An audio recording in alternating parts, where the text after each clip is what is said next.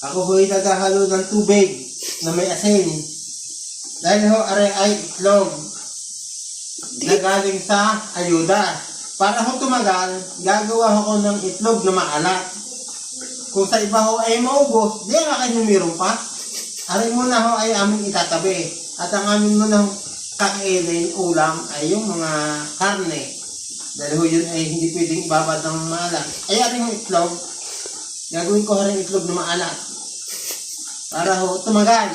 O, anong kinuman mo diyan? Aray tubig, pinabulakan ko ho. Tapos nilagyan ko ng 1 kilong asin, pero aray kinuha ko ng 2 kilo. So, maraming tubig siya. Burong-buro yan. Sa loob ho ng 15 days, pwede na ho yun.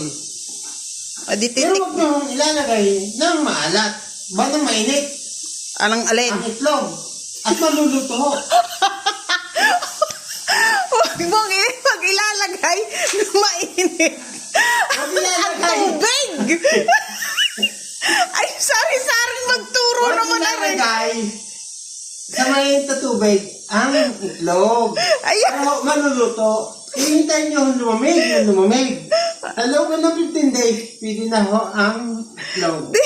Sabihin mo, nagturo ka pa'y pamali-mali. Kahit ito'y tumagal ng matagal. 1 buwan, 2 buwan, 3 buwan, pwede pa Yeah. yan. Para ho yung tinitinda sa tindahan. Pagkagaling. Pero wag ho yung itlog na pula. At dahil yung itlog, kabutin lamang mo, mamumula na.